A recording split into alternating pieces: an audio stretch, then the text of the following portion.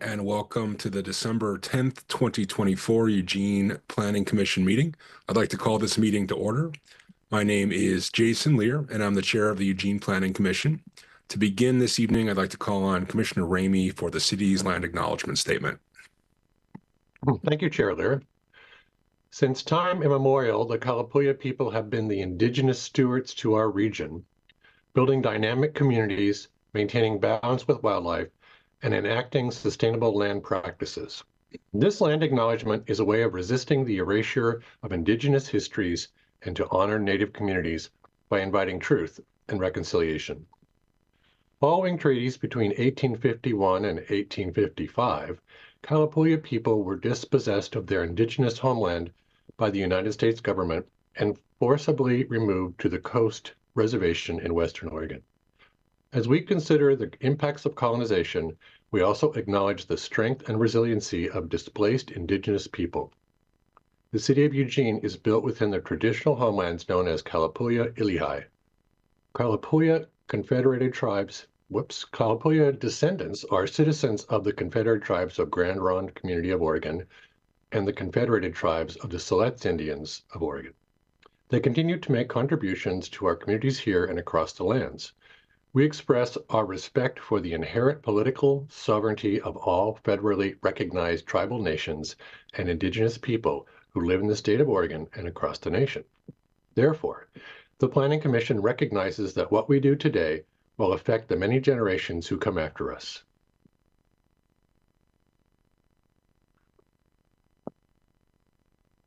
Thank you, Commissioner Ramey, and thank you to everyone joining us in this virtual meeting format. Today, our meeting will begin with public comment, followed by a work session on urban growth strategies update.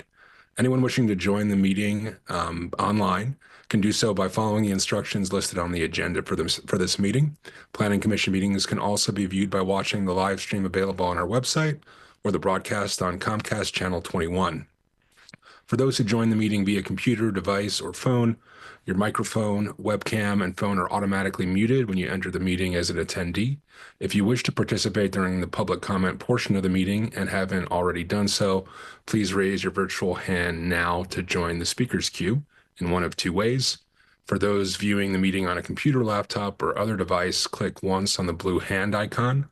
For those listening to the meeting on a phone, press *9. Public comment. Did you have anybody that... We do not have anybody signed up for public comment. Okay. Public comment's an opportunity for individuals to speak to the Planning Commission on any topics except for items scheduled for public hearing or public hearing items for which the record has already closed. And we've already moved past that.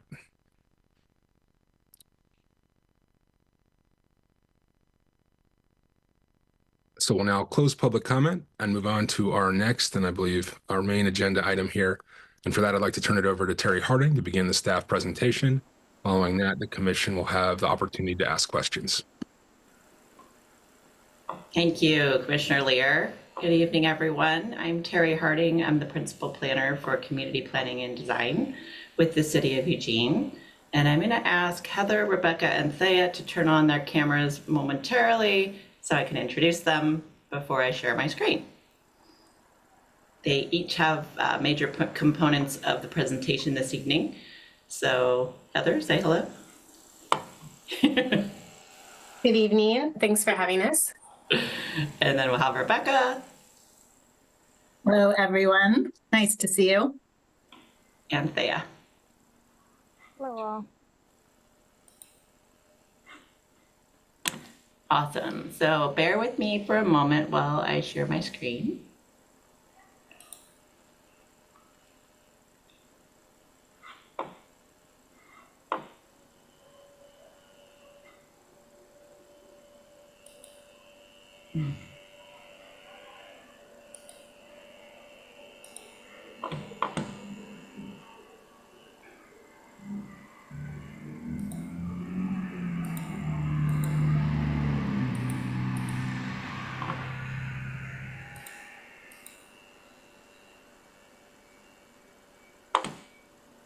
Okay, are you seeing my presentation or my notes?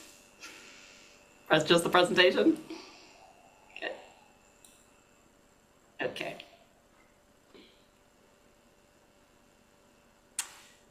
So tonight we're going to talk about urban growth strategies and give you an update on several major components of this project. We will talk about what those components are, give you an update on our timeline and our housing need, which is different than it's been in the past, and we'd like some time to explain that to you.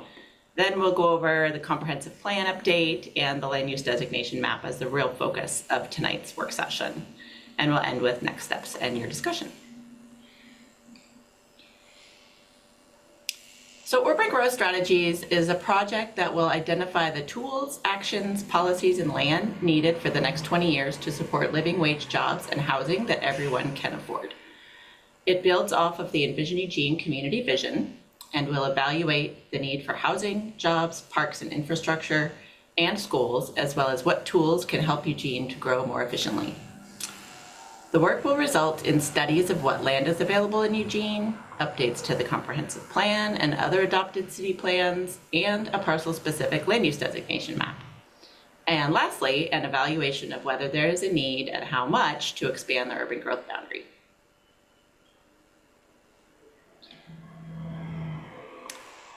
You have seen these before, but just to ground you in the project goals, Urban Growth Strategies is grounded by 6 goals, which cover everything from advancing our vision for the whole community to facilitating the production of more housing and more fair and equitable housing outcomes, to supporting data-informed policy decisions about urban area growth, including when to expand the UGB.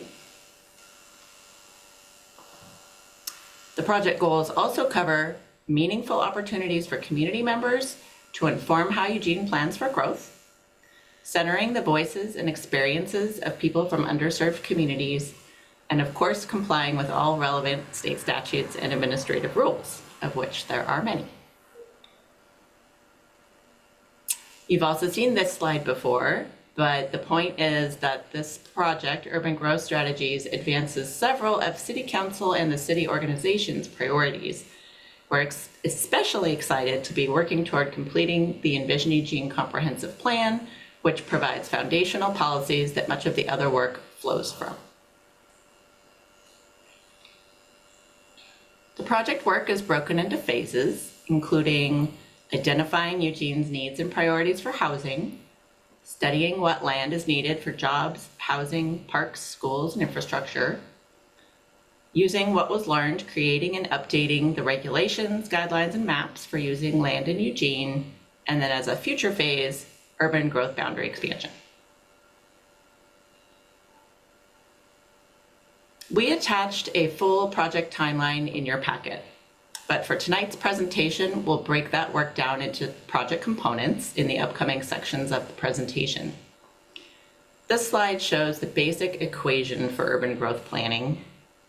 We take the end result of how Eugene will meet our 20-year urban land needs and break that into first things first, studying our current land supply, and this is true for communities across the state. After we study our current land supply, we look for ways to grow more efficiently within our existing urban growth boundary. Those are called land use efficiency measures. Then, if we still don't have enough room inside our UGB to meet the demand, we consider where and how much to expand the UGB. And all together, those items add up to our 20-year need.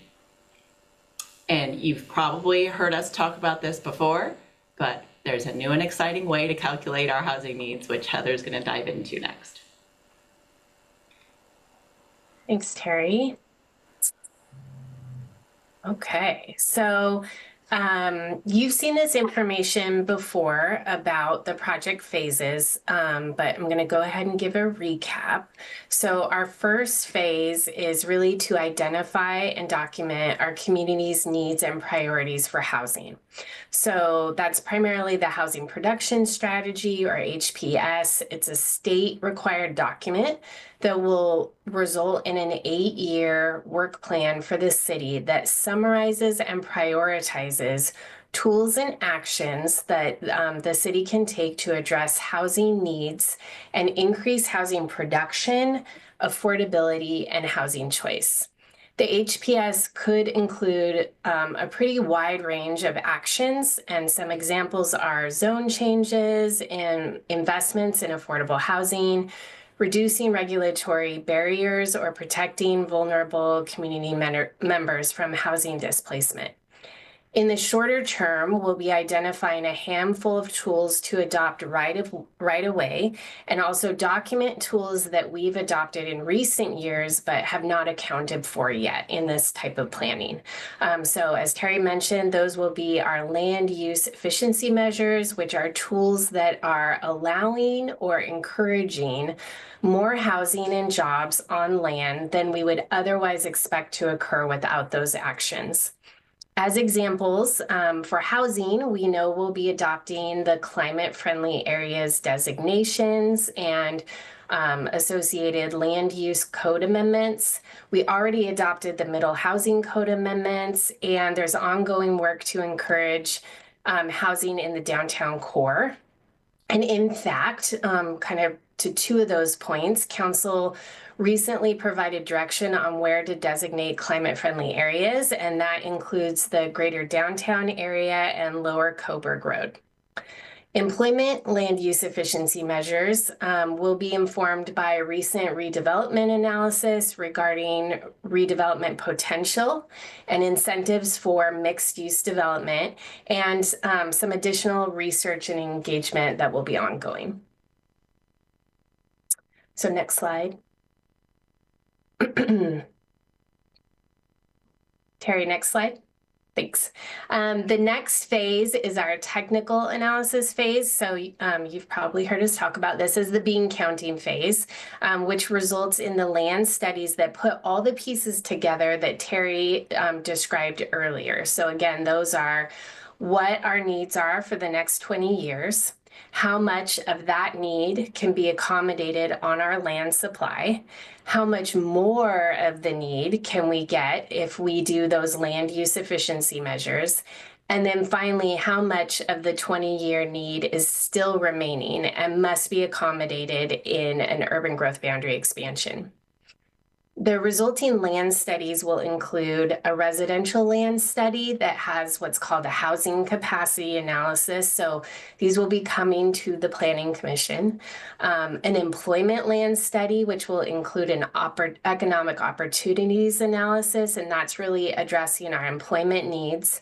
And then related, and very importantly, identifying land needed for other urban uses such as parks, schools, utilities, and fire services, kind of that fabric of the city.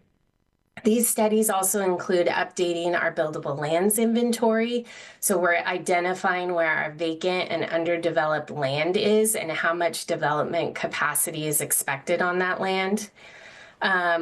And just as a reminder, the state now requires this work to be completed every 8 years. And so we're using the results of the growth monitoring program to inform this work and help meet that new kind of regular cycle. So now I'm going to dive into the details just a bit as we have some updated information about Eugene's projected 20-year housing need. As we just outlined, much of this suite of work is grounded in planning for how we'll meet our urban growth needs over the next 20 years and what those are. And for housing, we know that Oregon cities are falling well short on providing enough to meet our community's needs. In response, Governor Kotek and the legislature have advanced a series of priorities related to planning for housing. In particular, you've heard us talk about the Oregon Housing Needs Analysis, or the ONA, which was part of the 2023 legislative session.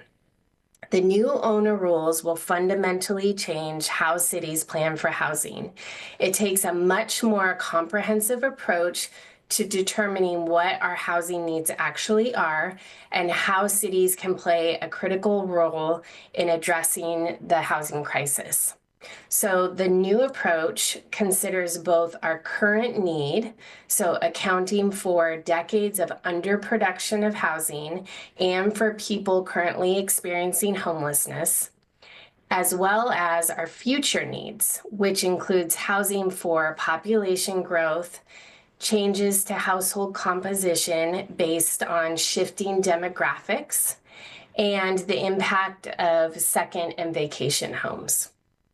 So in the past, cities have only accounted for population growth for our housing needs in UGB, in urban growth boundary planning.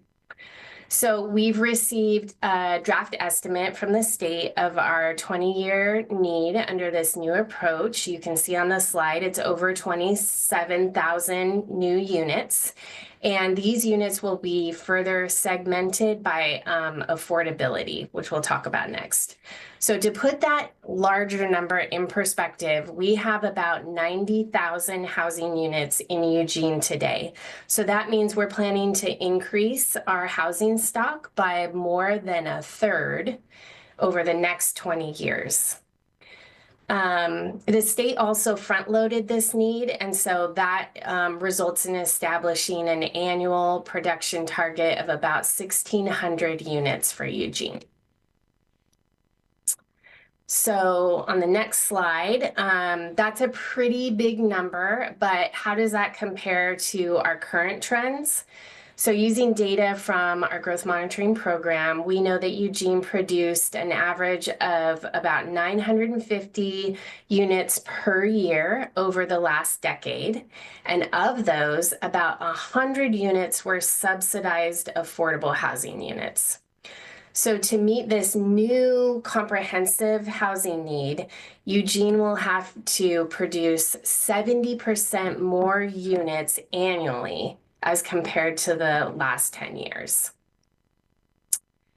And then on this next slide, we're looking at how does that break out for affordability. So this chart breaks down the 27,000 needed units by affordability based on area median income, or AMI. So the first three bins in orange are units needed for households making less than 80% of the median income. So that means they're making $67,000 annually or less. That's typically a level of affordability that can only be provided through subsidized affordable housing. Housing affordable at the median income and below serves everyone from our most vulnerable community members who are currently unsheltered all the way through our workforce. So working families and people who want to come to Eugene to work or who want to afford to stay here. So it's a pretty large part of our community. Together, those first three bars total a need for nearly 700 units of affordable housing per year for the next 20 years. And again, what we've been producing is about 100 units per year. So the other tool we have in our toolbox, and the last piece of our urban growth strategies work as far as this timeline goes, is our UGB expansion tool, and that's in the middle row here. With these draft housing need numbers from the state, we will need to both increase housing availability inside the current UGB, and we fully expect that we will have to expand the urban growth boundary for additional housing. We'll know exactly how many units to plan for in an expansion after the technical analysis is completed in 2027. And there are a number of steps we'll also need to take to complete that work. And it's similar to what we had to do for the Urban Reserves Project, but more refined. And so that includes things like natural resource studies and then a variety of serviceability analysis. So that's your wastewater, water, fire, emergency services, et cetera. Community engagement will also be a significant effort for any urban growth boundary expansion planning. And then in tandem with this work, we'll do updates to the transportation system plan. That will be our transportation planners, and updates to any other adopted plans in the land use code as necessary. So before we move on to the next part of the presentation, talking about the comprehensive plan, are there any questions on the new information, specifically the updated housing need projections? Looks like Commissioner Isaacson. Yeah, so I'm a whole host of them. So, I mean, this information is sobering because we've been basing our numbers off of an $18,000 unit number that has been told us for a period of time, and now we're increasing it by 50%. And so the first question I would have is, what new information has come to light to have the need go up by 50%? And what's to stop the number from increasing another 50% tomorrow? Yeah, so the way that the urban growth boundary planning rules were structured before the new owner rules is that we were required to plan for housing for growth. And that's what you could base any, for instance, urban growth boundary expansion on, is your housing need for growth. Now, the more comprehensive look that I mentioned is you're required to plan not just for growth, but how existing underproduction that has happened, so years of the community not producing enough housing to meet not only the demand in growth, but also to address people experiencing houselessness. And then also being able to account for second homes and vacation homes, and then also being able to account for changes that happen because our population, for instance, is aging. And so you may not be increasing the number of people related to aging, but your housing needs change. And so it's accounting for those changes. So it's a completely new structure to how we're doing planning. We will be getting new numbers every year. So we do not anticipate that those numbers are going to change significantly on an annual basis. But if you looked at the numbers, the first official numbers will come out in January. The ones we're giving you are still draft, and they actually don't break it out by those different bins yet. But then, so if you looked at those numbers in January of next year and then looked at them 10 years later, they might be drastically different, but we don't expect them to be drastically different on an annual basis.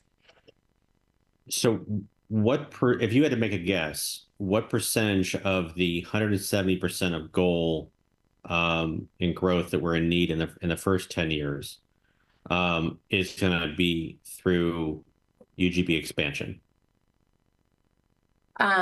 We are required to go through, and this is consistent with the state law and also our visioning work that we've done at the city. We go through efficiency measures first. So I cannot give you a number on UGB expansion because we really have to go through that review of how we can provide more housing inside the urban growth boundary before we look at expansion. So I would not want to guess.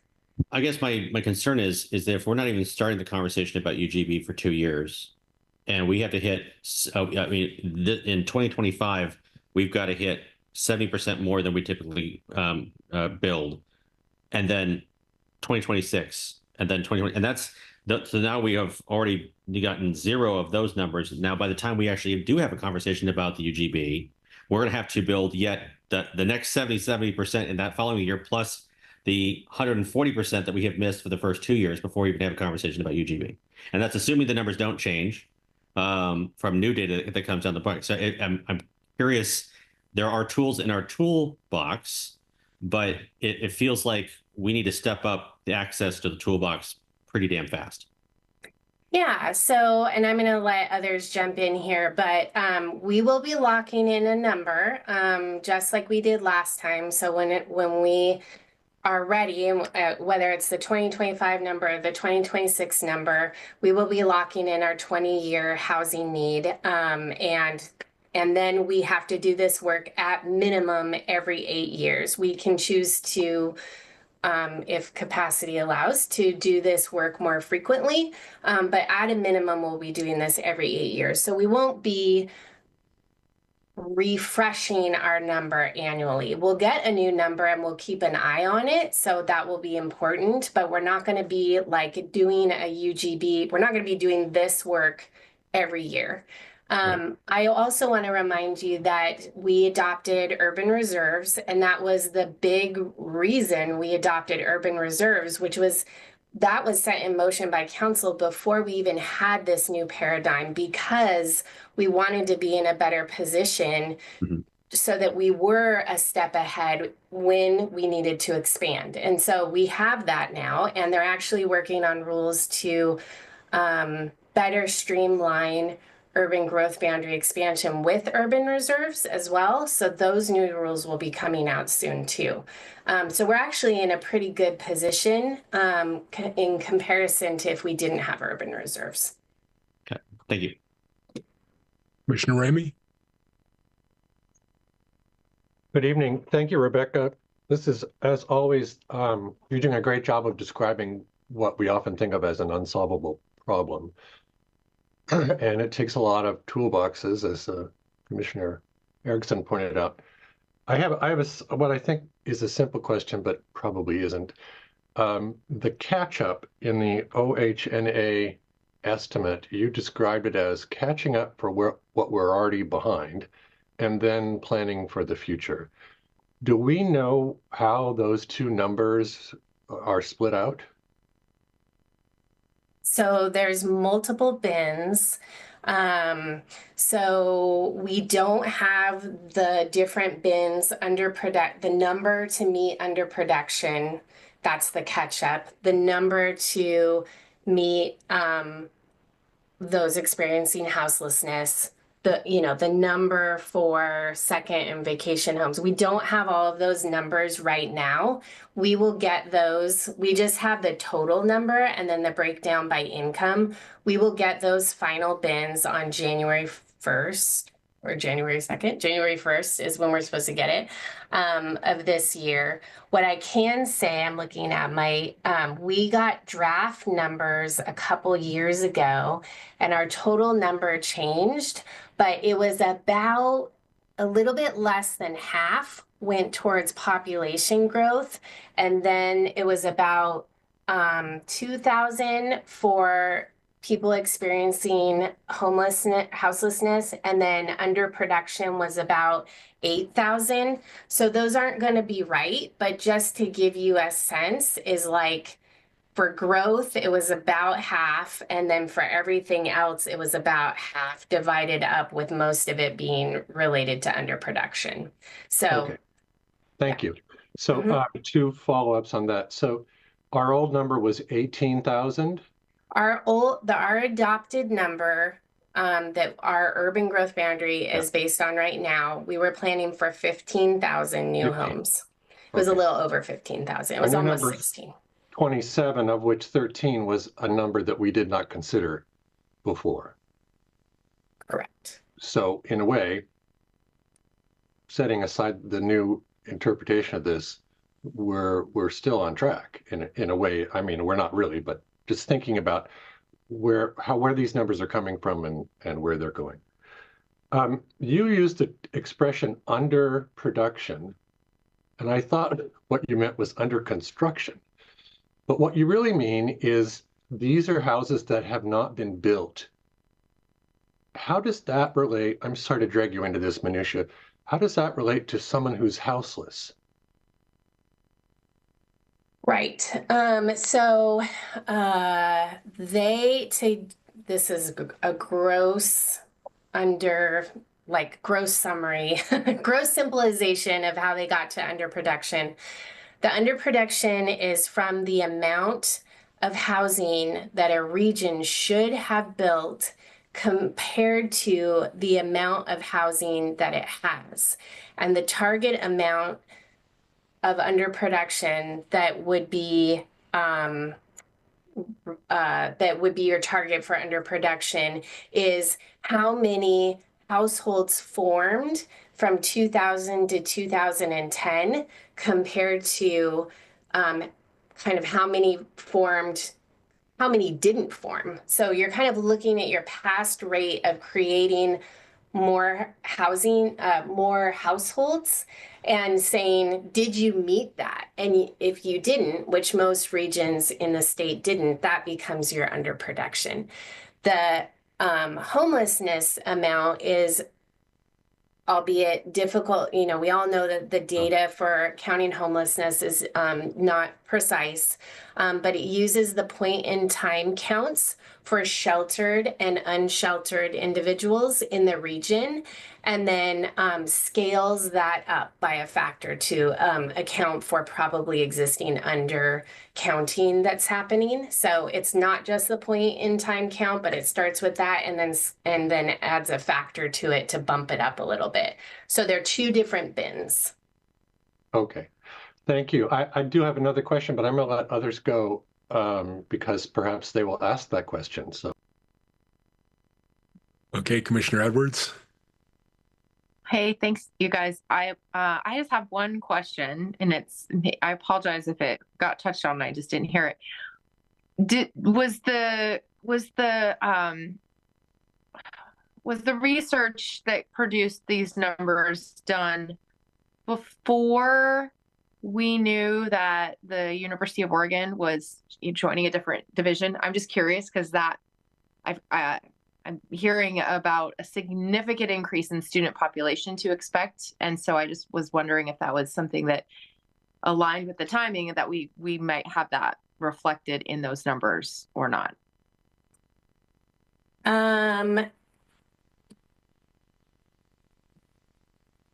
Let's see, there's two pieces there. The first one is that there are going to be things like this that are going to happen. And that's why it's awesome that they're updating these numbers for us annually, even if we're not, you know, redoing this work annually, it will kind of account for those things as they happen. So that's one thing to point out because there's just always going to be something like that. Yeah. I would have to go back and look at the literature to see what year they used. The new numbers were updated. We actually got draft numbers a couple years ago. So these are new numbers. So I think that it would be in that context. But the other piece I wanted to point out is that this is about you know, individual housing units that are not dorms, not nursing homes, not group quarters. And so that part of it is separate, and that's a separate analysis that that we do regardless. And so we have that information from U of O, and we'll be incorporating that into our work, but it's a separate line item essentially. Okay. That's my question. So, but I appreciate it. Thank you. And Commissioner Bailey? Thank you. I have a couple of questions. You partially answered the first one, Heather. I would actually like to have a clear understanding of the definition of home. We talked about numbers of homes all the way through this. Are we talking about any permanent residence, whether it's an apartment or a condo or a single family home? And if it does not include dorms, does it include student apartments? Does it include, if I have a home and then I add an ADU in my backyard, does that count as a second one? If I have a 2-story home and I rent out the lower floor, is that a second unit? And how do we know? You know, how will we count these things? And so I would like to understand that definition. And then in addition, hear more about your housing efficiency measures. Well, I'll need more clarification about what you want to hear about housing efficiency measures. But as far as the definition of home, We use the state rules have a definition of what needed housing is, what needed housing types are. And so most of the things that you just listed are in the definition for needed housing, which is what we're working with. From a building code perspective, you have, a kitchen and a bedroom or studio, but like a kitchen and a bathroom. And you have firewalls that separate you from other units. So that's kind of generally, I mean, I'm obviously not citing the building code, but the state rules are really clear about what housing types are part of this needed housing, and that group quarters are the other types of housing where you're really kind of working with shared facilities. So that's your nursing homes, your jails, your dorms. When you mentioned student apartments, so I think how I would interpret that is apartments that are not on campus.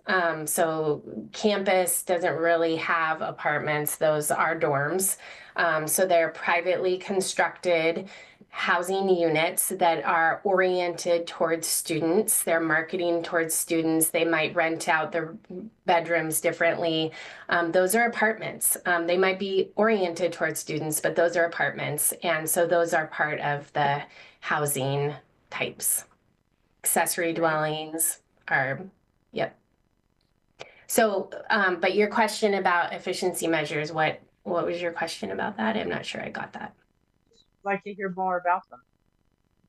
You Like mentioned examples? Yes. Okay.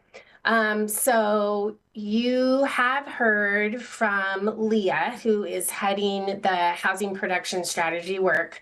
We've talked about the different tools. There's like different buckets. Bins and buckets are kind of how we talk about everything, it seems like, but there's different buckets for housing production strategies, and they can be financial incentives, like tax increment financing, urban renewal. So the multiple unit property tax exemption, we have a low income property tax exemption. Those are efficiency measures also. They're not just housing production strategies, but they're also efficiency measures because they facilitate redevelopment where we wouldn't otherwise see it.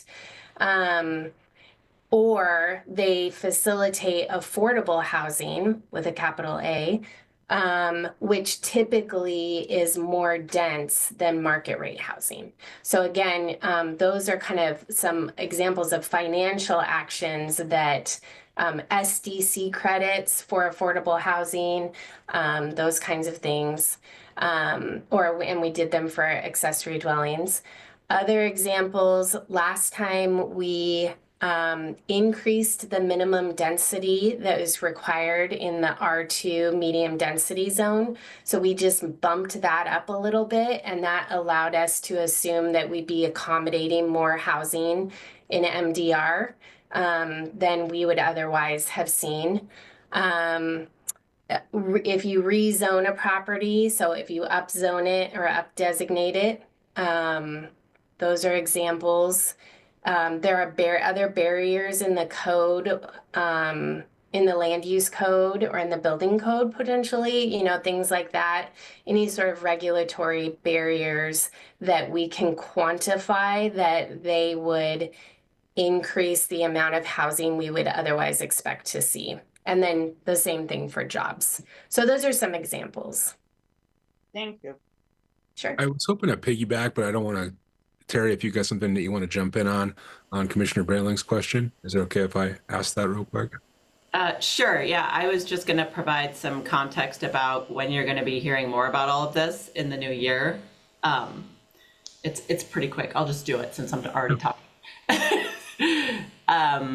I just wanted to add that this housing need presentation will be given to the City Council in early 2025. And at that same meeting, we're going to lay out what council can expect to hear about urban growth strategies over the whole of 2025.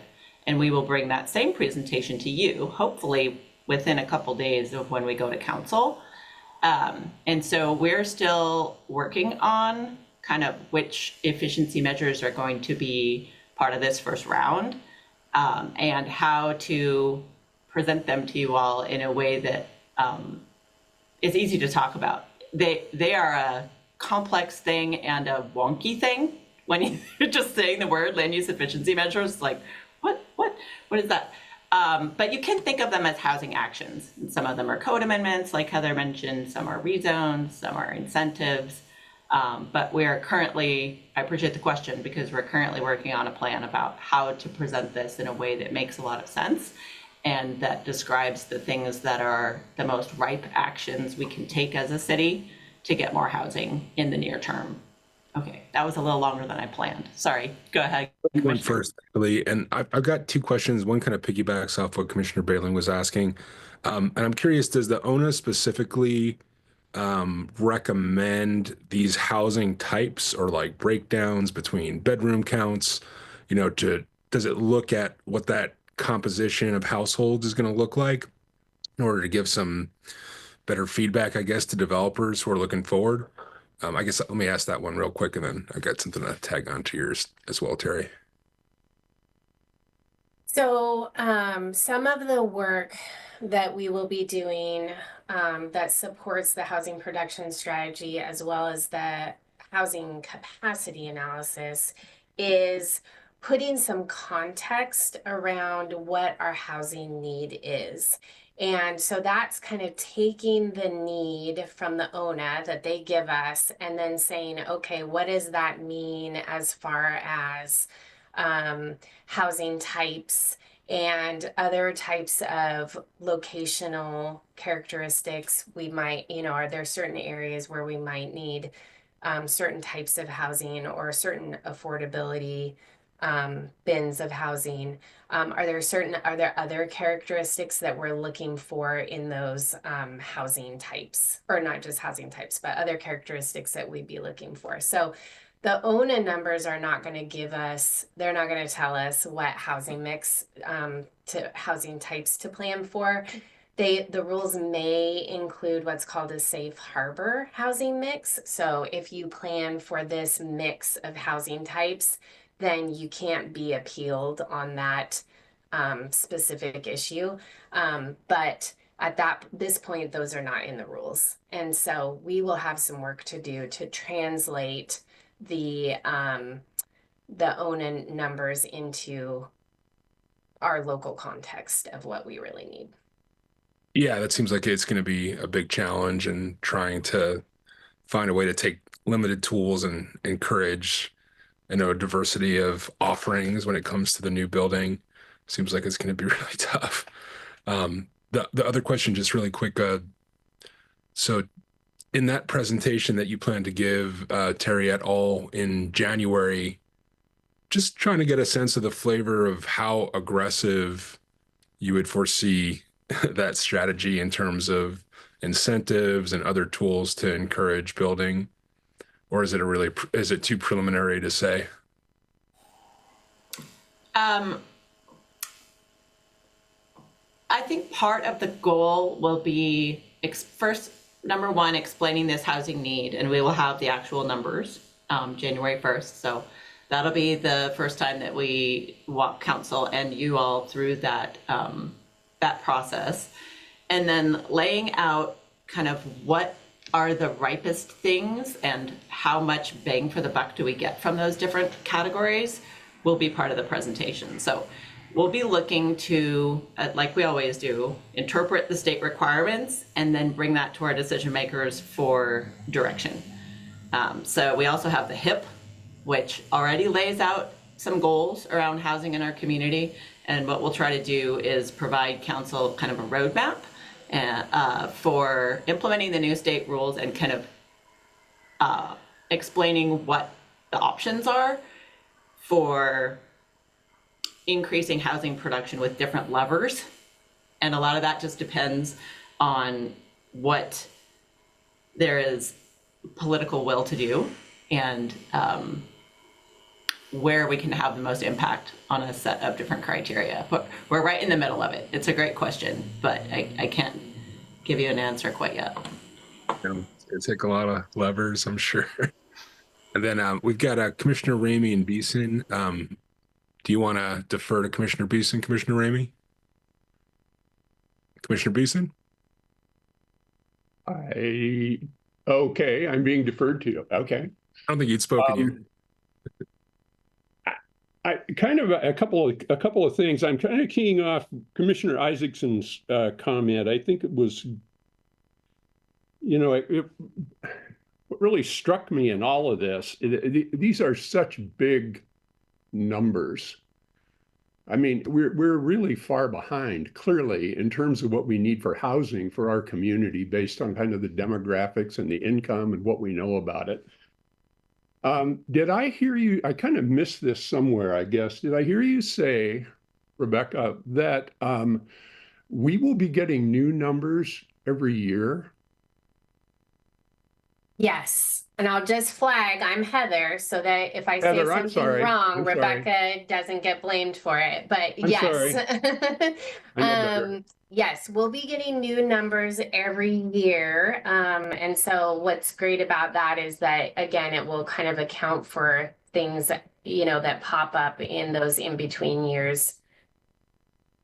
Well, it sounds great. I agree. That does sound sort of great, but it also kind of sounds sort of intimidating in terms of the unknown to me, and maybe I'm being a little more negative, but if we're building at the rate of 900 houses a year, and doesn't appear to be a lot going on, and it appears to be pretty difficult to build, and it's expensive, and there's a lot of things kind of out of our control. And then to hear that, oh, we're going to now need to do 1,600 plus every year.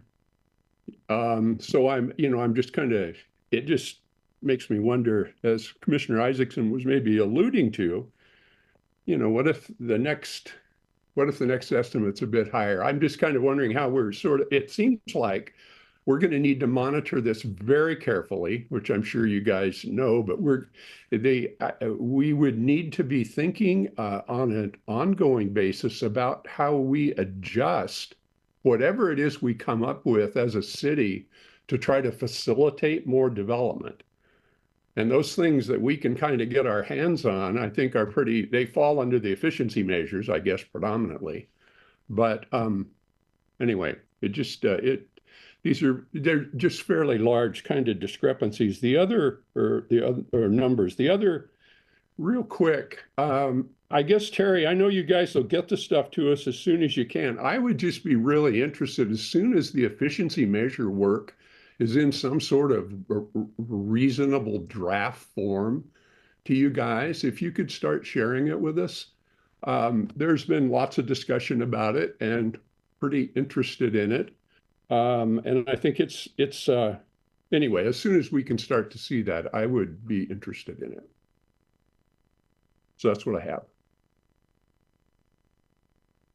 Thanks, Commissioner Beeson. Commissioner Ramey? Thank you. So the efficiency measures, well, here's the thing. I think we're adding market issues into efficiency measures that are maybe not. I think there might be some apples and oranges here. If I look at slide 13, we're looking at the 20-year housing need by income level. I think I heard you say that half of the housing that we think we need over the next 20 years has to be subsidized, that it does not work unless it's subsidized. So to me, that's number one. Where are those subsidies and how are we going to make that work? That's not an efficiency measurement. That's a measurement that moves the market. It may be that some of those units are efficient because they're high rises or mid rises, but those are different things. And I think everyone, the council in particular, needs to be aware of this. As a planning commission, that's not a toolbox we have. We do not have financial incentives in our set of tools. We have efficiencies. How could we change, zoning or how many units we allow in a lot? Those are, okay, I get that. But we don't have ability to create money. And I think we want to be clear in our message that we can do what we can do, and efficiencies is about getting more units on the land, but it not necessarily going to happen if the economics isn't there. So I want to be sure we're clear about that as this goes forward. That slide 13 really, it hits you right in the face. You're like, well, how are we going to do that? So thanks again for your presentation. I'm sorry for all my ramblings and incoherent questions, but you're great. Thanks. Can I provide a real short comment on that? Yes, they're big numbers and they're pretty intimidating. And as we were talking about levers in the past, not only can we make efficiencies in our code and our policies, we can also take actions that reduce the cost to build the housing. So things like removing a process barrier, like a site review overlay that's no longer needed, would be removing a barrier and reduce the cost of the housing. So we do have a running list. It's not quite ready to share, but we do have a running list of all these ideas. The working group has seen it. They're being categorized and vetted, and we will bring that list categorized at your meeting in probably February, and with the council will probably also be early February. Thanks. It looks like that's the end of those questions. I think we still had some segments in the presentation.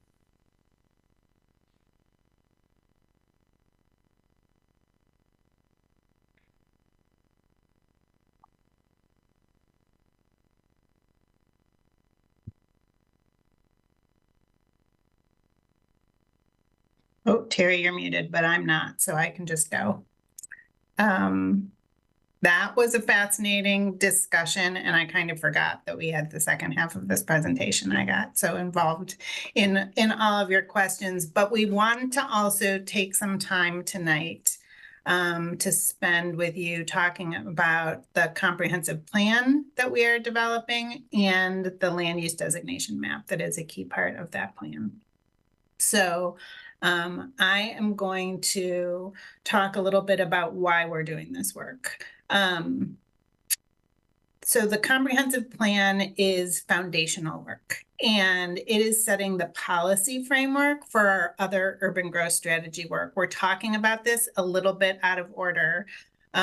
This is part of the first adoption package, continuing to develop our comprehensive plan. So the plan implements the vision that's been outlined in Envision Eugene, and it is being supported by updated new community input, much of which we've gotten this past year.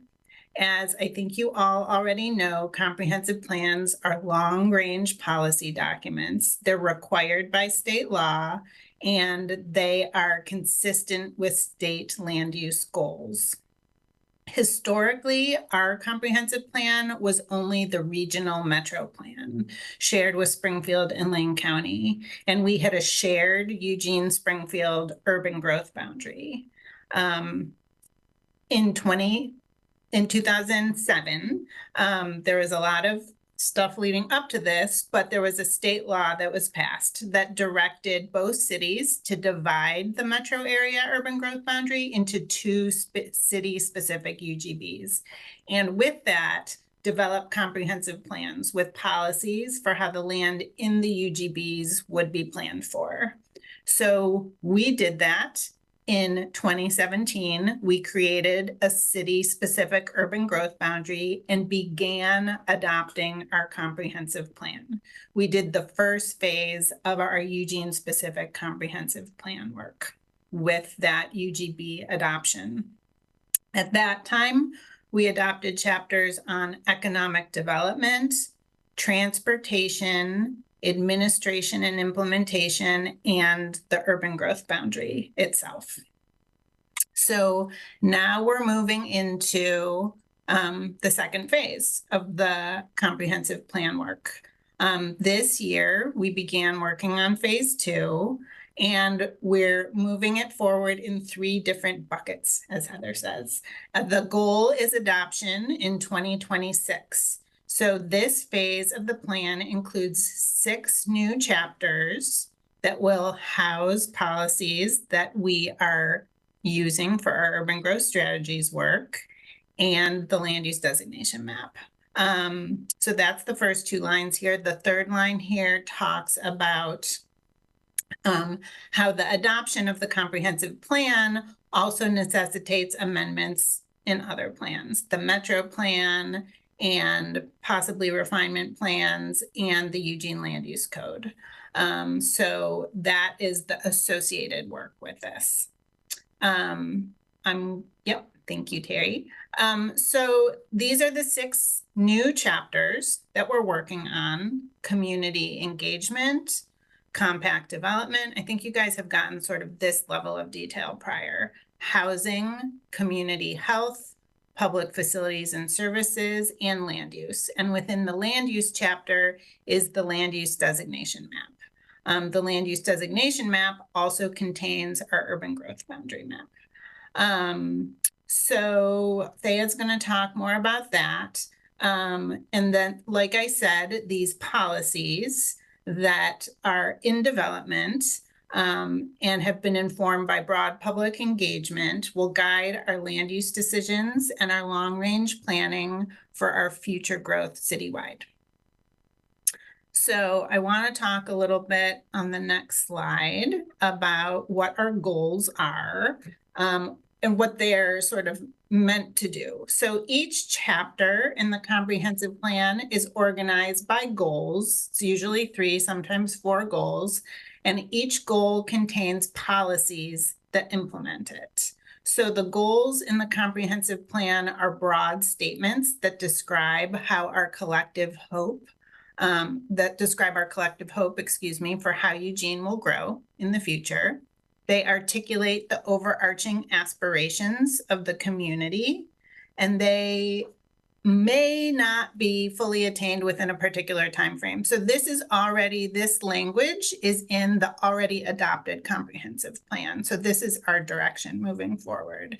That third piece means that, like, the urban growth boundary is a specific 20-year planning period, but goals are higher level than that. So they're not meant to be time specific. They are aspirational. And our policies move the city towards the attainment of these goals. The policies in the plan guide the city's work related to our long-range planning, our regulatory documents like the land use code, and things like the city budget and the capital improvement program, which may be impacted by our planning work, which is directed by the comprehensive plan. So the other important thing to note is that our land use plans and our code need to be consistent with the policies that are in the comprehensive plan. That is directed by state law as well. So that's a little bit about our goals and policies. And I want to walk you through the different chapters. We have included in your packet this attachment C. You can see it even though I'm blurred, which is the draft goals themselves. It includes the draft goals we're proposing for this phase 2 of the comp plan. It also includes the already adopted goals in the already adopted chapters. And it shows the chapters that are waiting for us for phase 3 in there. I also want to just flag for you that we have another attachment if you want more information. Attachment D is a fact sheet on the comprehensive plan if you're looking for more background information. Okay, so chapter 1, community engagement. I also wanted just to say that the level of information we're interested, there's a lot of information here. We're interested in hearing from the Planning Commission tonight on whether you think anything is missing. Like, are these goals not comprehensive enough? Are they broad enough to capture all of the necessary policies that may be needed in these chapters in the comprehensive plan? So that's in the AIS, but I wanted to lay that out for you again.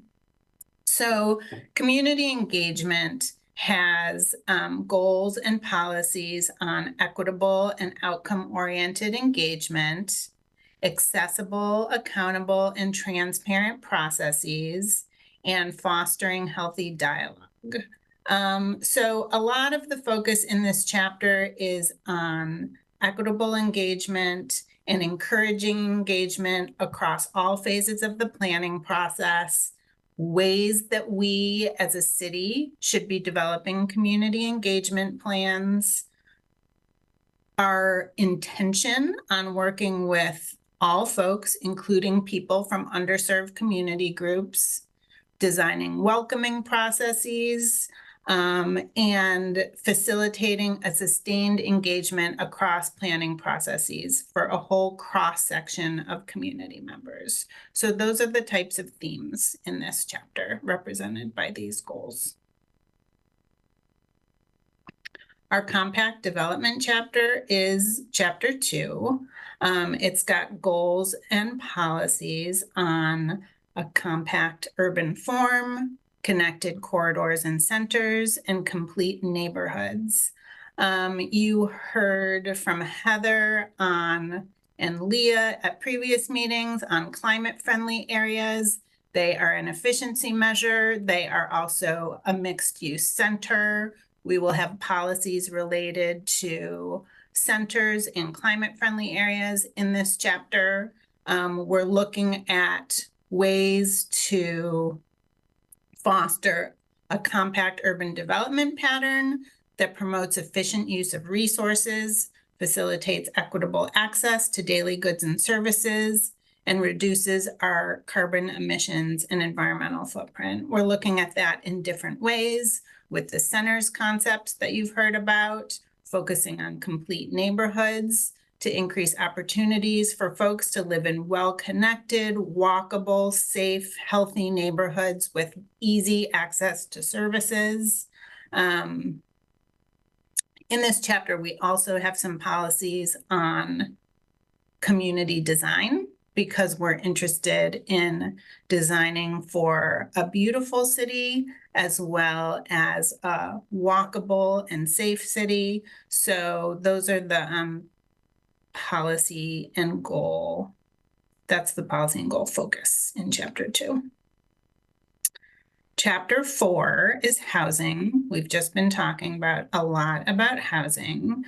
These goal headings are pretty self-explanatory. The first one focuses on increasing the production of housing to create a supply that meets the needs of current and future residents. The second one is striving for a housing supply that is affordable for all community members, including our lower income households. The third is striving for a housing supply that accommodates the diverse needs and preferences of our community members. So different housing types in terms of cost, size, location, structure type, and ownership, choice and diversity across our housing. And the fourth one is about ensuring that people from underserved populations have fair, equitable, and affordable access to housing. Also, Heather mentioned the residential land supply study that will be housed in this chapter. Some of the things that you had been talking about in terms of incentives and tools that reduce barriers to housing, policies that support that work would be housed here as well. So our chapter 5 is a chapter on community health. We have goals and policies on creating a healthy and natural built environment, so providing access to clean air and water, ensuring that folks can benefit from development designed to lessen impacts of environmental contamination, so healthy, natural, and built environment. The second one is creating equitable access, to affordable and safe housing, food, transportation, employment opportunities, and public facilities and services. And the third is focusing on fostering an inclusive community where all people feel a sense of safety, connection, and belonging. Okay, yes, thank you. Chapter 8. Moving me along. Public facilities and services. I didn't really talk about this, but public facilities and services is one of those chapters that exists in the Metro Plan. Sometimes there's a parallel, a direct parallel in the Metro Plan and in our comprehensive plan. There is a public facilities and services chapter in the Metro Plan. The working assumption is that those regional policies will stay there in the Metro Plan, and in our comprehensive plan will be our Eugene specific focused policies. We will also be moving the public facilities and services plan, which is the detailed plan that's in the Metro Plan. We will be creating a Eugene specific plan, and Springfield will be creating a Eugene specific public facilities plan that will be housed, ours will be housed in this chapter. So the policies focus on providing and maintaining high quality public facilities and services in a reliable, adaptable, and environmentally responsible manner. That's the first one, responsible stewardship. The second one, about efficient and orderly growth, is about coordination with service providers. There's a lot of coordination that goes into this, providing public facilities and services. So coordination with service providers to plan for an orderly and efficient system of public facilities and services to serve existing and future development within our UGB, and then multiple benefits, just focusing on investments that do multiple things: improve equitable service provision, support economic prosperity, and enhance environmental health and safety. And then the last one is land use. There we go. So the land use chapter houses our urban growth boundary and associated policies, urban reserves and associated policies, and the land use designation map and its associated policies and land use designations, which they will get into momentarily. And we also have these goals for the chapter about strategic and equitable growth. So balancing the efficient use of the land inside the urban growth boundary with boundary expansion when needed. Look inside and outside when necessary. Developing clear processes to enhance clarity for property owners, community members, staff, and stakeholders regarding our land use and growth management processes, and also land use designations themselves, which define and regulate the land within Eugene's urban growth boundary to promote orderly development, protect our natural resources, and guide our future work. So we're going to move right into talking about the land use map. Thea's going to take that piece, and then we will open it up for questions on this section. Thanks, Rebecca. So tonight I'll go over the objectives of the land use designation map, our methodology, and what is driving this project. But first, I'd like to talk about what exactly are land use designations. You may also have heard them called plan designations, which is what they're known as within the Metro Plan. They are guided by the comprehensive plan, and their goal is really to depict the long-term vision of use. So while they are similar, related to zoning, they are a little bit different. So those land use designations are really about the long-term vision, whereas zoning is much more specific than the land use designations. It comes with a set of rules clarifying what types of uses are allowed, and how buildings can be developed or changed. Our land use designations are also used to identify housing density ranges for residential, employment areas, and public and open space areas. We also use them as an input to the buildable lands inventory that Heather mentioned, and we use them to inform housing capacity and employment uses.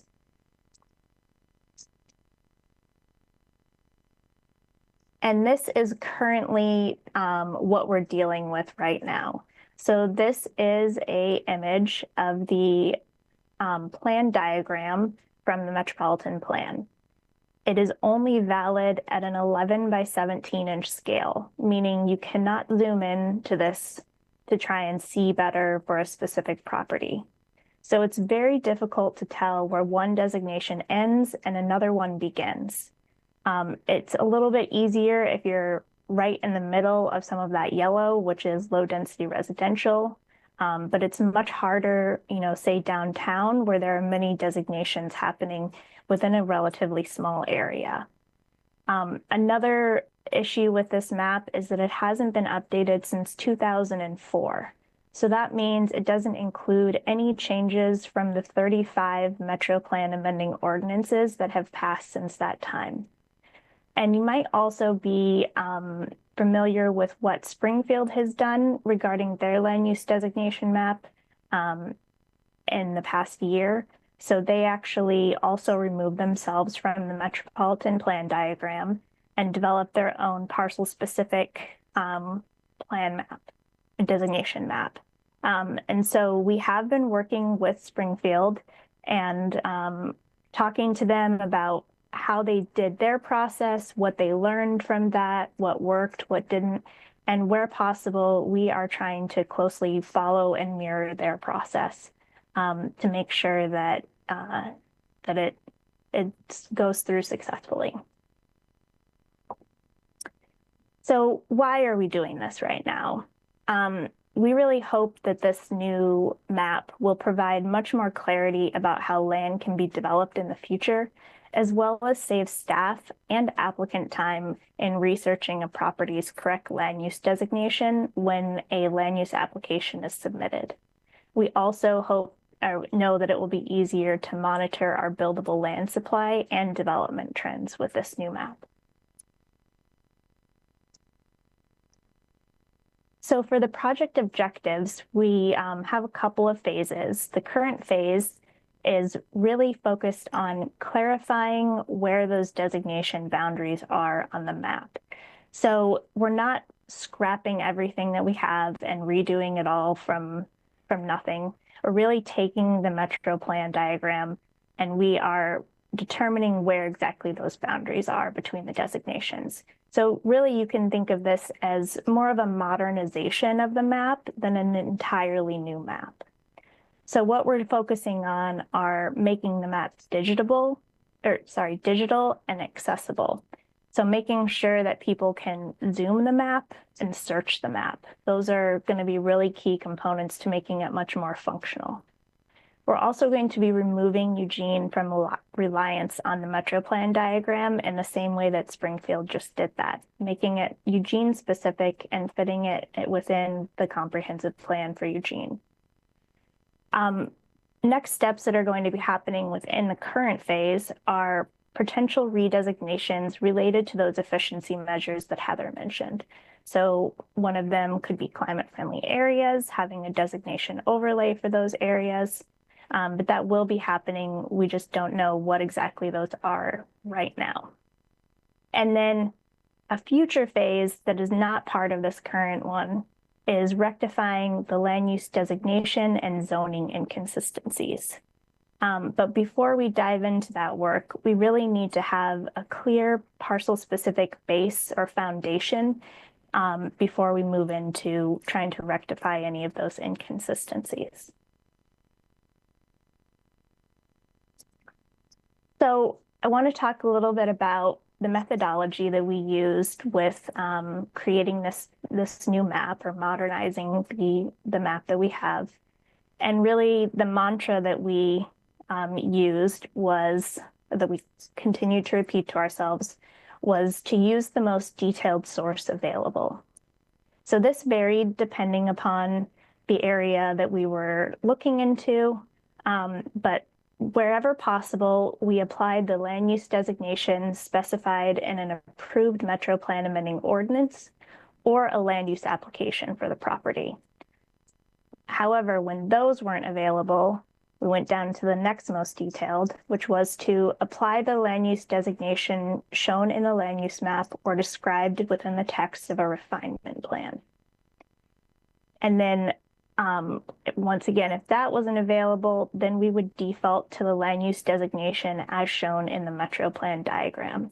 So staff did an enormous amount of research, and we really tried to maintain all of that detail. We have it available so that staff can continue to use all of that research moving forward, and it's not lost, but really retained so that we can keep it around and learn from it moving forward as well. So I'm going to go over a few examples of that research and what the outcome was for them. So first of all, we had to go from that 11 by 17 inch PDF document of the Metro Plan diagram and make it digital. So that's what we call digitizing the Metro Plan diagram. And essentially we took it and we lined it up, we got it into our modern GIS system. And so that's where we started from. And if you look at your screen right now, you'll see the image on the left is what we call that digital version of the Metro Plan diagram. So you can see it kind of looks like it doesn't align perfectly with the tax lot boundaries. And right now we're looking just south of Skinner Butte here along Shelton McMurphy Boulevard. And you can see here, this is what happened when we took that digital version, was that we ended up with what we call shifts or slivers of the plan designation layer. And this is because it happens when you're trying to take two things and put them into a very precise system and get them to line up. It doesn't always line up perfectly. However, you can deduce through this that the Parks and Open Space designation in the green was in fact supposed to stop at the edge of the Skinner Butte Park. And those little steps down, you can see it follows the tax lot boundary. So in these cases, what we did is we actually took the boundary of the plan designation and we snapped it or aligned it with the boundaries of the tax lots. So you can see we did that all along the boundary between the Parks and Open Space designation and that mixed use designation. Another thing you might notice from this image is that on the left-hand side, it looks like the streets themselves are designated, whereas the image on the right-hand side, the cleaned up version that we moved to, you'll see both Lincoln Street and Shelton McMurphy Boulevard appear to be not designated. And that is because in this process, we decided that we would not be designating public ways and railroad right-of-ways. And that is in alignment with the zoning where those areas are not zoned also. So it's come into alignment with how we do our zoning and to make it easier moving forward with that.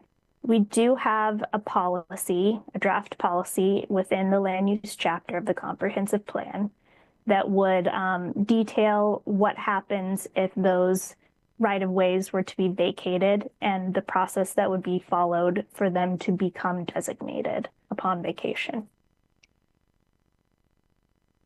And in our next example, we are moving over to the edge of the UGB along Spring Boulevard.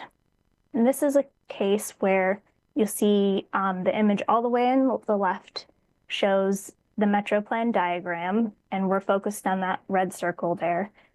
The image in the middle shows the digital version of the Metro Plan diagram, and then the image on the right shows what we ended up with after we did our research.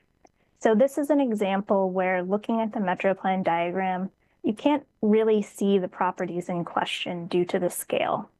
They are covered by the UGB line, and it's not clear exactly where the parks and open space ends and where the low density residential begins.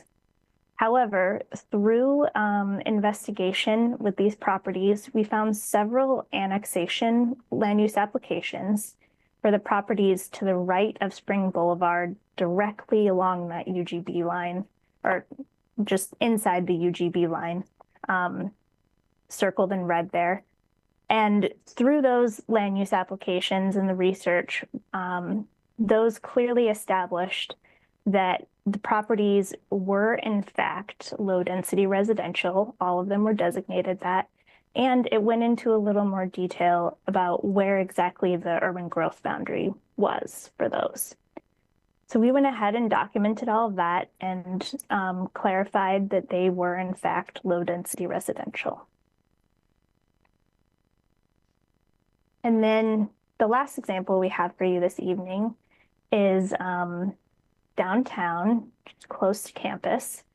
And this is an example where we actually used a refinement plan to clarify what the designation was. So once again, all the way on the left is the Metro Plan diagram. The middle is our digital version of it. And then the right is what we ended up with and are suggesting for the draft land use designation map. So the property in question that's circled actually appears, I think you could make a case either way. It's difficult to say what it is in the Metro Plan diagram, but in the digital version of it, it appears to be split designated, with the northern half being commercial and the southern half being high density residential. When we dug in and researched the property in this location, we found a zone change land use application where they actually had to determine the designation to see whether or not it aligned with the zone change at that time. So as part of that process, both the applicant and staff dug into the history of the property, went and looked at the refinement plan, and they said that while it's unclear in the Metro Plan diagram, the refinement plan, the map for the refinement plan is not property specific, but there was text within the West University refinement plan that stated that the high density residential designation extended only to older residential structures on the west side of Ferry Lane, and therefore did not include the subject property. So based on the text of the refinement plan, the applicant suggested and city staff recommended that the hearings official conclude the entire tax lot in question is designated commercial. And that is exactly what the hearings official did.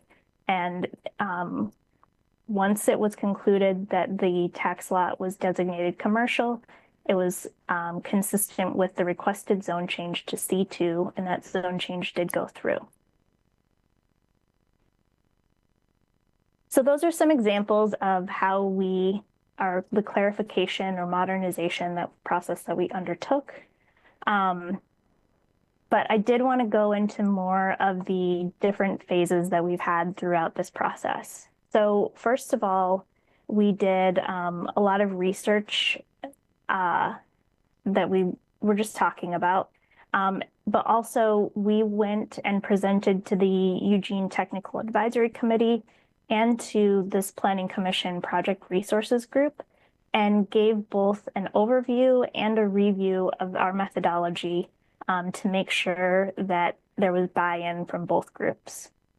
So that was a really important step. And then we also, once we got buy-in from that, we went ahead and developed both the draft map, and I believe you all have been sent the link to our story map that shows what that draft map looks like and goes through some of the background for the project.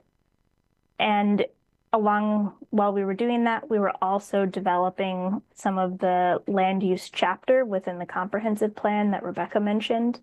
And that includes land use designation descriptions for all of the different land use designations, and explains sort of what you can expect to see, what a typical land use designation type looks like, what types of structures you can expect to see, or what the defining characteristics are of each designation. Then we moved into the public outreach phase, where we published that story map that showcased the draft map for the public to see. And we also mailed roughly 5,700 postcards to property owners that had designations that were clarified or were adjacent to areas where the designation was clarified. And we gave them the link to the story map. We provided them with opportunities to sign up for office hours. We also had a feedback form within the story map that they could use to submit questions. And then we also provided an email for them as well.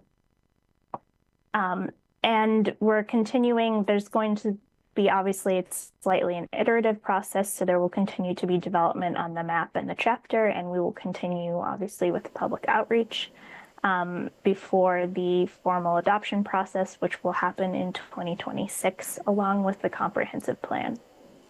And now I will hand it over to Terry to review the upcoming council and commission dates.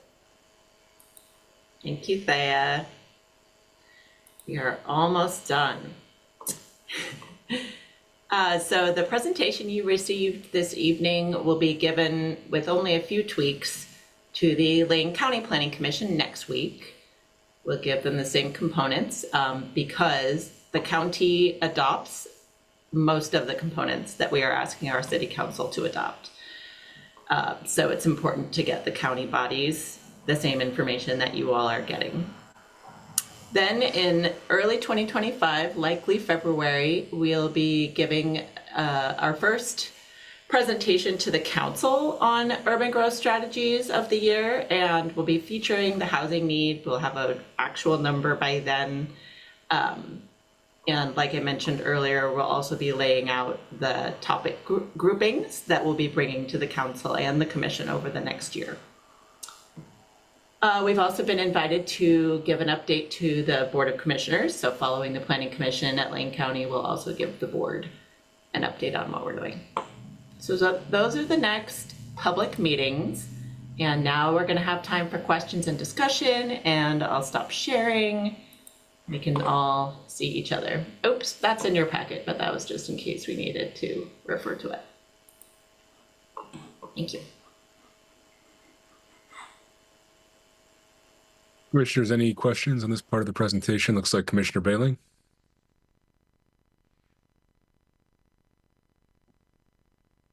Yes, thank you. When we spoke on Friday, Terry, you mentioned you wanted input on the draft goals, and I don't know if you want us to get into that now also, or if you want us focused on just this content about the map. So you could let me know what you think. It's all fair game. As Rebecca said in part of her presentation, we are interested in the commission's feedback on the comprehensive plan chapter goals, and then the map as well. So yeah, that's all fair to give feedback on. Okay, so my first question is,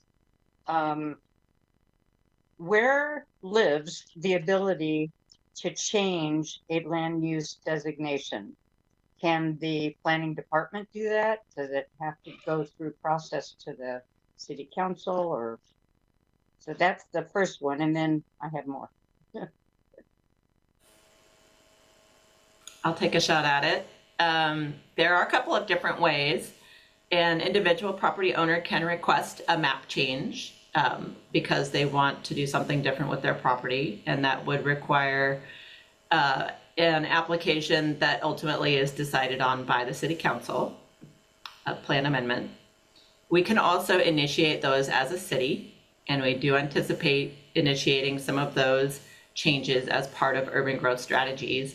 whether it's an efficiency measure to get more housing on a property that, let's say it's designated for low density residential and it has a church on it, but there's interest and it makes sense to change it to high density residential or something like that. That could end up being part of a package of changes that we would bring to you as part of the adoption package in 2026. Right. Because at first glance, looking at the map, there's this huge percentage of area that appears to be low density residential. And it would seem if we're going to meet our housing production goals that some portion, if not a good deal of it, would actually need to change to accommodate more housing. So that was the first thing that seemed fairly obvious. I'm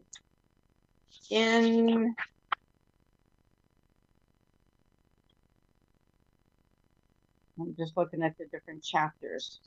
In the chapter 1 goals, number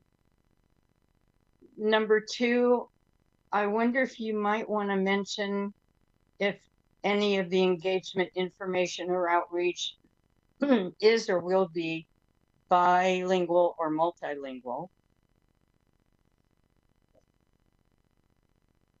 In chapter 2,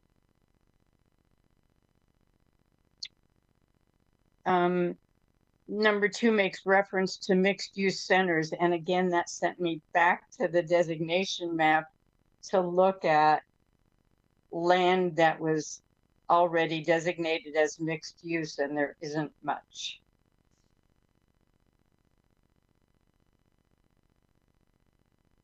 Then also in chapter 2, item number 1, I don't know if you could say a little more about compact urban form.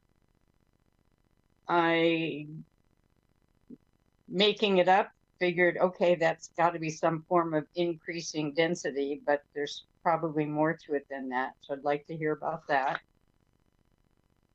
And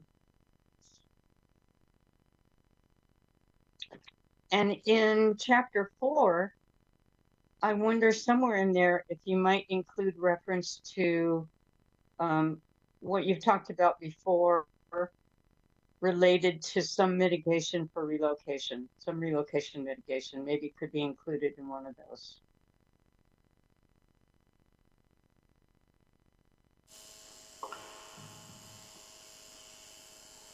I can respond to the question about, thank you for that input.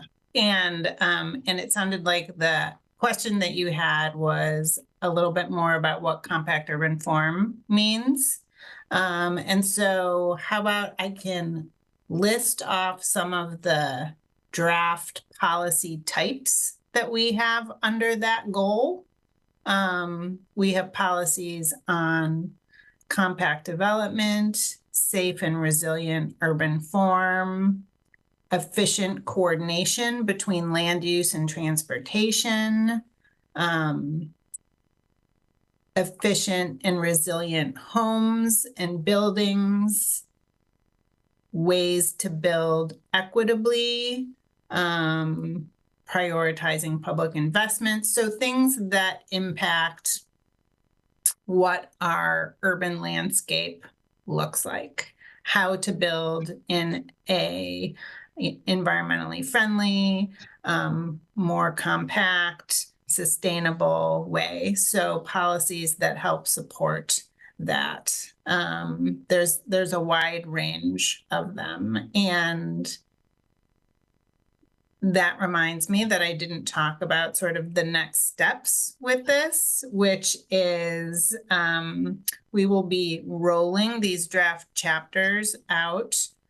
We've gotten a lot of input that has helped inform our draft policy development, and now we will be rolling out those policies after the beginning of the new year to share with the public and get additional input on the actual draft policies, and then we will end up coming back to the Planning Commission for specific input on those draft policies, probably May or June.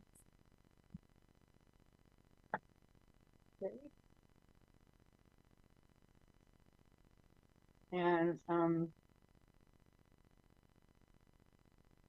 was there, Terry, were you going to respond to, what do you think about including something about the relocation mitigation in housing? Yeah, I think you're talking about displacement. Yeah. Okay, yes. There is a grouping of policies under fair housing, fair and equitable housing outcomes that address that. And there's a certain amount of overlap in our comprehensive plan chapter on housing and existing housing plans we have at the city. So we'll be looking to coordinate with our partners over in community development to make sure that the right policies live in the comprehensive plan and that it supports the other planning documents that we have. But that is on the list of topics for sure. And will the information for outreach, is it bilingual? Is that already in place? We are working through what belongs in the comprehensive plan policies and what belongs in a corollary set of guidelines. So as you know, the city has an Office of Equity and Community Engagement, and they are currently working on a project called Community Engagement Guidelines. And those are things that are more like practices of how the city does its engagement work. So while we will have policies that broadly speak to reaching different audiences and making sure that our engagement tactics are culturally responsive, meeting the needs of people from different cultures, we don't necessarily want to get into the detail or write ourselves into a policy that's very specific for a specific language, when that can be more nimble and live outside the comprehensive plan and the guidelines. And that will be part of when we get to the next step, as Rebecca says, we'll show you that breakdown of what we're recommending live in the policies versus the guidelines. Okay, Commissioner Beeson. Thanks. So Rebecca addressed this a bit for me. I had kind of a question on how this was all going to sort of unfold. What we have here are draft goals, and I found myself going through them, and I was making little edits on them, and it occurred to me that part of what may unfold as you put the chapters out and so on would be the policies that are going to go along with this. And so I guess what I think I was hearing is, okay, we've got these draft goals, which I think are pretty good, by the way. And then next year, getting out, I guess, into May, you're kind of putting together the chapters, drafting the chapters.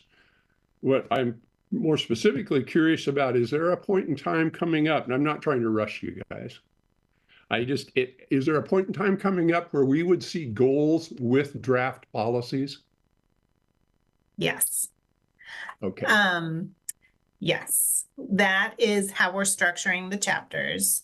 And we are planning on coming back to this body in a formal meeting in May or June, but there will be other engagement opportunities that you are welcome to participate in before then. And we will be putting draft goals and policies on our website so folks can review them. And like the housing working group meetings that you've attended, we will be having other groups, engagement opportunities with focused groups of folks who might be interested in diving more into the goals and policies. It's not everybody who wants to really get into comprehensive plan goals and policies. So we're trying to figure out how to do that in a targeted, strategic way, but also make it open to everyone in the general public to review those chapters as well. So we're going to be doing a multi-pronged engagement process after the new year. Okay. And sort of rolling it out chapter by chapter. Okay. Well, I'm looking forward to that. I find myself wanting to make comments about a lot of this, and I'm thinking, well, this is kind of the time to ask clarifying questions, maybe react to some of it. And it'd be better to kind of hold a little bit till I see a little more the bigger package. I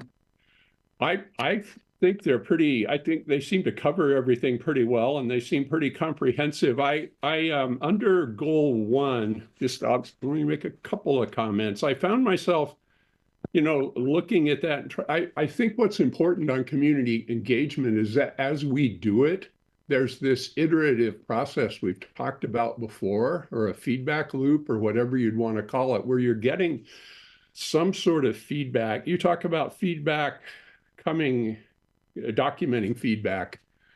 Just that we're really monitoring that, and we are, I guess, incorporating it into maybe other iterations of this. We're adjusting what it is we're doing on an ongoing basis based on the feedback. And I don't know if that kind of thing becomes a separate goal. That's sort of what I was getting at. It's kind of embedded in number 2 there. I had some of the same questions others did about compact urban development. I got hung up on the word patterns, but I'm going to wait and kind of see how the chapters unfold and the policies. I think those are. I don't think I've got anything else I need to mention right now about that. On the land use diagram, I'm just really learning about that. I went to one of the working group meetings and I learned a lot. I've been, I think, coming to appreciate what that piece of work is for you all and for people who work here in Eugene in the planning community. And I never fully grasped the difference, I should have, difference between zoning and land use. And I still find myself thinking, gosh, can't you just make one map so that if I looked at my piece of property, I could say, oh, there's my land use and there's my zone, instead of, but I'm finding that it's a very complex area. And I think what you're doing is good work, and I'm following along with it. So I appreciate the overview of this stuff tonight, and I'm looking forward to the material as it continues to come. Thanks. Commissioner Isaacson?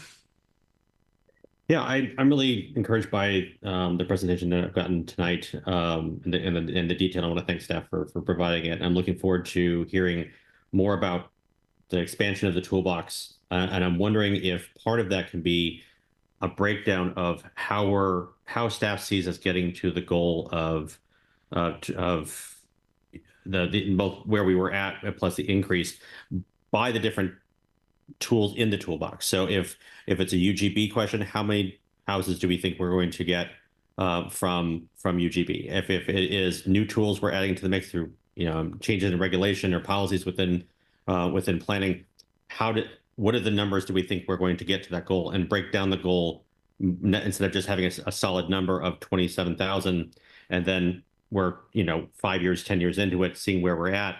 How does each of the tools within our tool belt going to arrive at that 27,000 from staff's perspective, so that we can examine it, but also hold each other accountable for how we're doing and tracking toward that as time progresses, rather than getting to the end and then seeing how we did.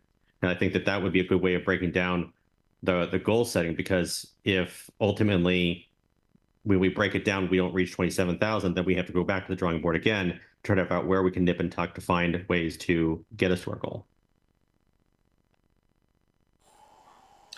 Can I respond real quick to just a piece of that? The piece that I forgot to mention when I was talking about the need and the enormity of the need and the need to pull all the levers we have is that all the cities in the state, most of the cities in the state, are in the same boat that we are. All cities have underproduced housing and have a much larger need than they had last time around. And we don't necessarily think we can meet the target. It would be an astronomical feat to meet the target. And I think the challenge is for us to acknowledge the enormity of it and still work as hard as we can to meet it. And I'm encouraged that we've heard that feedback from our affordable housing developers in the community, including the director of Homes for Good, who said, this is a giant number, and thank goodness we have it, because now we're having a conversation about the actual enormity of the need. So there are definitely things we can do. There are things people outside the city can do, the private sector can do and will do. And I appreciate your comments about tracking as well. The only thing I would add to that is that we do have to take things in order. We will have estimates of what different tools will get us, but we have to go through them in sequential order. So we need to maximize our land inside the UGB before we expand. And that's how the state rules are structured. And we know that it's so big that it's very likely. So we're working our way towards it, chipping away at it. I think we've reached the end of the presentation here, unless there's another segment lurking over there. So the final item on our agenda for tonight is items from commissioners and staff. I'll go first to commissioners. If there's any fellow commissioners that have an announcement or something related to this work that you'd like to talk about, this is your opportunity.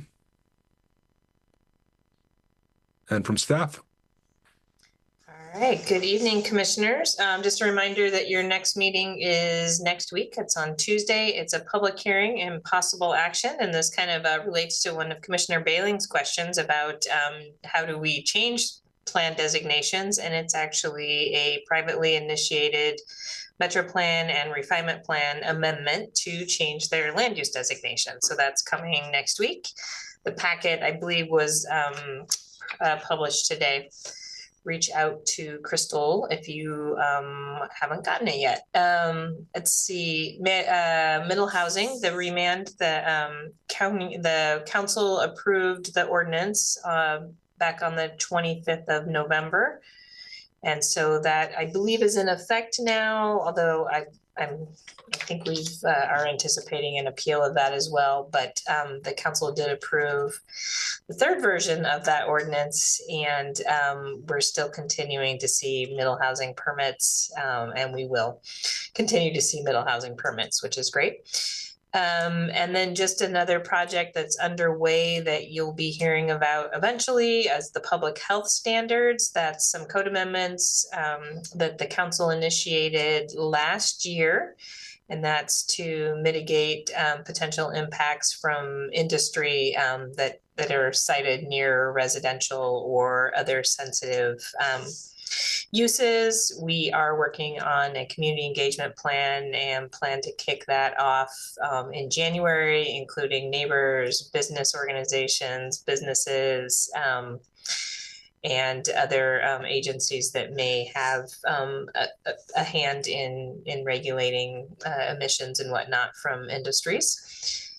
So that's public health standards. There is a website up, and that's being led by Reed Verner, who's actually with our Building and Permit Services division, but he's working really closely with a number of people on the planning team. And then, just as Terry mentioned, our next council work session is probably going to be in February on urban growth strategies. We don't have, it's coming up upon council break this after tomorrow, so we'll have a bit of a break until January. And then council's going to be really busy talking about budget and how to move forward with the city's budget, given the gap that is currently there. So I don't have anything other than that. Are there any questions for me? Okay. Great. Well, thank you, Alyssa, and to all our staff and planning commissioners. This meeting of the Planning Commission is now adjourned. I hope everyone has a wonderful week.